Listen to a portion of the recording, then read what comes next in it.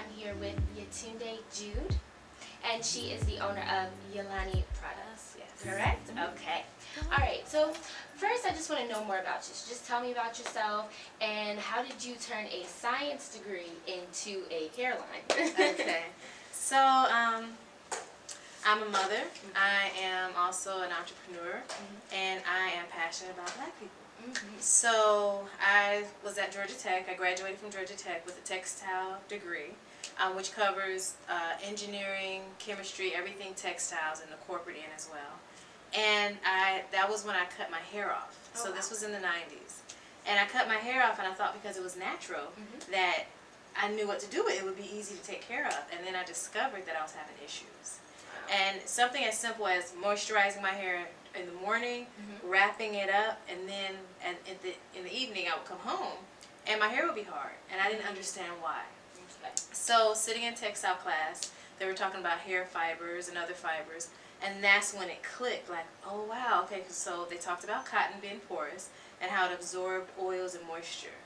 And so my scarf was cotton, and that's when everything started clicking, and I started paying more attention and doing a lot of research about hair from the fiber standpoint.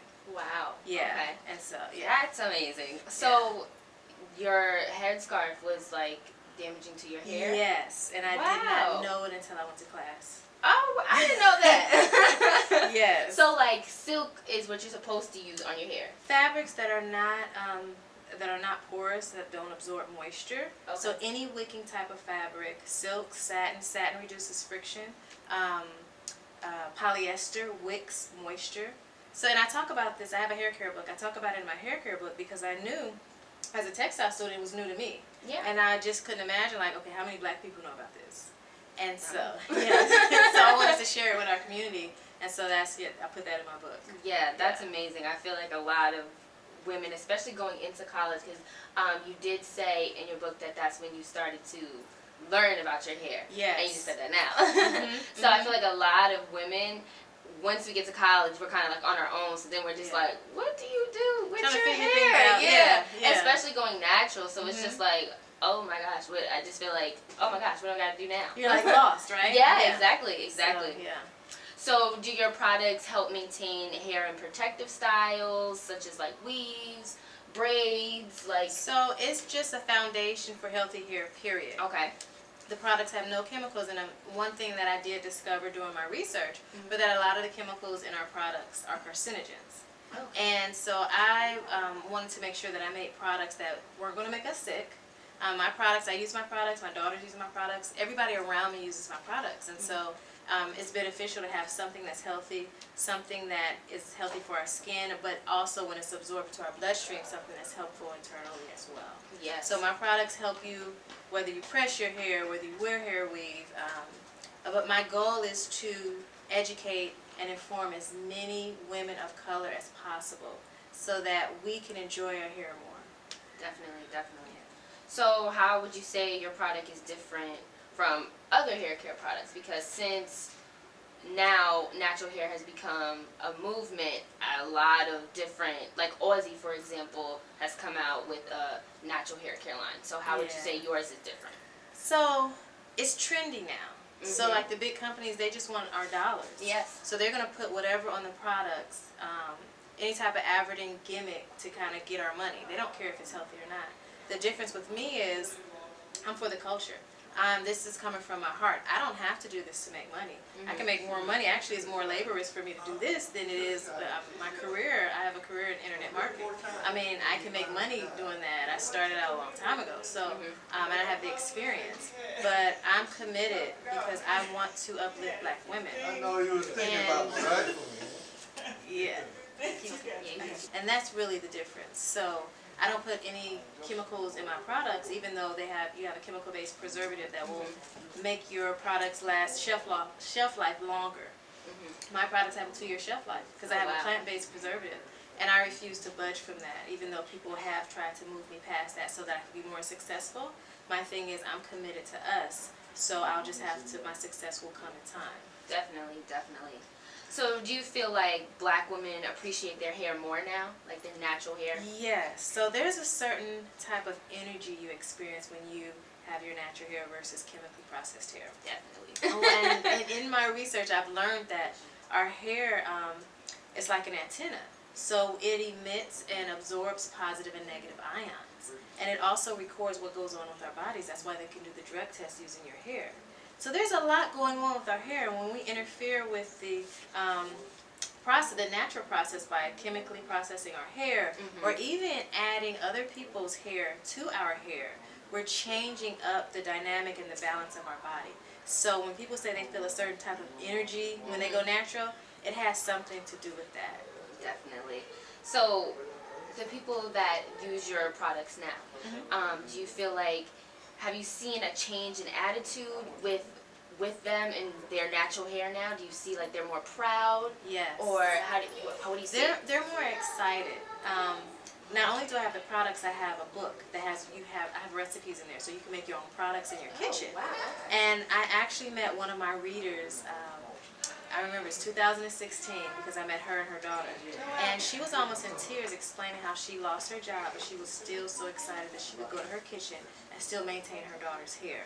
Wow. And her daughter had this big, healthy head of hair, and it makes a difference when you can not only be natural, but you can appreciate the process. There are a lot of people who are struggling, and I want to eliminate that whole struggle process. Yeah. So that you can just comb through your hair and not have to look on the floor and see a bunch of hair on the ground or in your comb. Exactly. So yeah, there's a certain level of excitement that people have when I meet them, when I see them again. They're like, I loved your product. It made my hair feel like, whatever. It was easy for me to manage my hair. Yeah. So it's a mutual exchange of energy. That's great. Yeah. So a lot of women, especially in college, my age group, they do the big chop. Do you think that that's a good idea, or do you think you can just cut off your hair as it goes? Yeah, I think you can do whatever you're comfortable with. I'm impatient. I've cut my hair off probably about 4 or 5 times in the whole lifetime of me going natural. There are other people who will just clip their ends, and you will have no idea that they're going natural. They're kind of transitioning. So whatever works for you, because some people cut their hair off, they'll throw a wig on. Whatever works, I feel like, that's your choice. But my thing is, as long as you know that you're beautiful in your natural state and you can appreciate yourself, regardless of what you do to your hair, that's the most important thing. Definitely. So what kind of impact do you expect to leave on young black women and how they should feel about their natural hair? Oh, wow. So my dream, the name of my book is The Black Haircare Revolution. And so part 2, the first step is you appreciating your hair, even attempting to go natural. But the second phase is basically being able to grow your hair out so you can do whatever you want with your hair. A lot of people are going natural, but then they'll throw a wig on because they don't know how to take care of their hair. Or they get frustrated and they'll do something just so they don't have to deal with their hair at all. My goal is for them to enjoy, for us and my children, to enjoy the process of growing your hair out. And if you want to grow your hair out to your waist, you can. And I want to be able to give that information and also provide good products so that it'll make it easy to Definitely achieve those goals. So would you say it's kind of crippling to cut your hair off and then put it in a wig and don't do anything with it? That is damaging if you don't manage your hair and you just cover it up, because what you're dealing with is your hair is natural, you feel that energy, but then you're not happy because when you go to comb your hair, you're struggling. And so you always feel like you have to throw something on your hair before somebody can see you so you look decent. Yeah. You always want to be able to manage your hair and take care of your hair. Definitely, definitely. So since you launched your product line, do you feel like you've created a movement?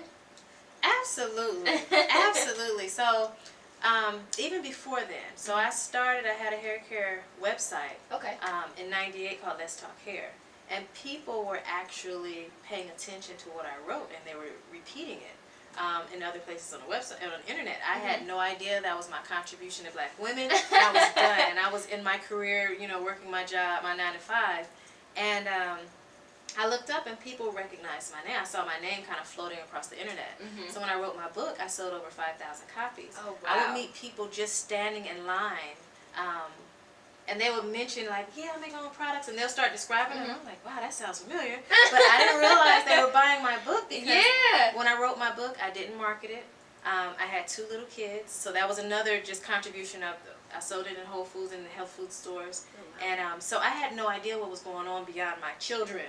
And so when I would just meet women randomly, or they'll say, yeah, I said, introduce myself, and they're like, oh, I know that name. And I'm like, why? I had no idea people were reading my book at that level. Wow. But they started making products. That's great. That's great. Especially like seeing what you wrote and your work come to life. It has to be great. It's amazing. It floored me. Really? But it also warmed my heart because I prayed before I wrote the book, and I wanted the book to get in the hands of people who would actually use it. Exactly.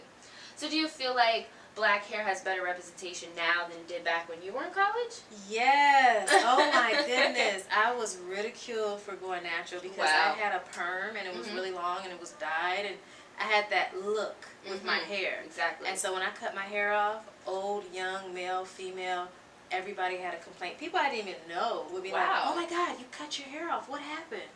Like literally. Oh my goodness. What do you say to that? What do you mean what happened? I cut my hair off. I mean, I had conversations with older women. I'm like, you guys wore afros in the 60s. Why are you criticizing me? Exactly. But it was more of a fad for them. Okay. It didn't come from the heart per se for the majority, should I say. And so that was confusing to me, but I caught a lot of flack for cutting my hair off and going natural. Yeah, I see a lot of girls, especially going to an HBCU, I see a lot of women wearing their afros, and I'm just like, I need to get my hair together, because I want a nice afro too. Right, you know? So that's totally different. That's a totally different experience, and I love it. Definitely. All of the women, especially, who criticized me for going natural or were kind of curious about it, back then, they're all natural now. Wow. So that's the beauty of it all. Yeah. Exactly. And so that's part of the revolution. You know, that's self-love. Yeah.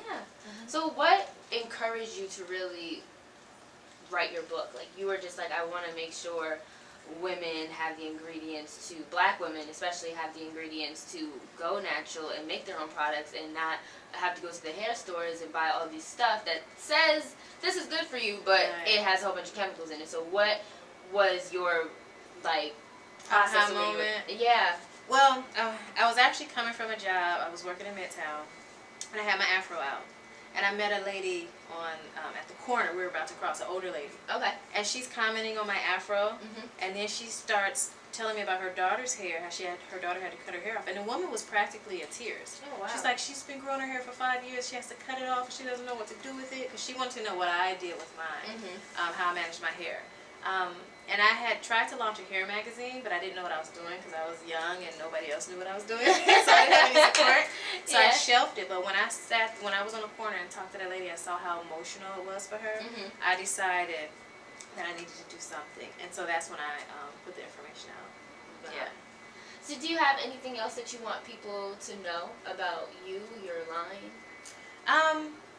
This is a line that comes from my heart, and I really put this together because I want to not only uplift black women, but I want us to connect with who we are and the beauty and the love that's within us. This is the Black Hair Care Revolution. It is a simple pocket guide on how to manage your hair. I also have my products. My shampoos are suds free because there are no chemicals in them, and the chemical they use to create suds is a carcinogen. Wow. How about that? So those natural products that have suds? Not really natural. We have the leave-in. We have quite a few products. The hot oil treatment. Also have some products that are not here. It's a plant protein-based repair product. Also have an invention of mine, which is the high dry shower cap. So if you press your hair, I did read on this, and I was like, ooh, that looks really good. Because I feel like every time I get my hair done, and then I have to go somewhere, I have to get in the shower, I'm like, dang, the little edges. Right, so you have this sense of anxiety, right? Yeah. And so that's another thing. There's so much emotion tied to our hair. We need to put that energy towards something else. We should not have to stress about our hair as much as we do. And so this shower cap has a humidity blocker in it, so it absorbs all the humidity under the shower cap. No more frizzy hair. No more anxiety. Oh my God, what am I going to do? I have to take a cold shower so my hair won't sweat. You don't have to do any of that. take a regular shower, throw this on, take it off. Great. Yes. Well, once again, it's been a pleasure. Thank you so much for sharing everything with us. It's been great. Thank you for having me. Again, my name is Elon, and this is... Yetunde Jude with Yelani. Thank you so much. Have a great day, guys. Don't touch my hair.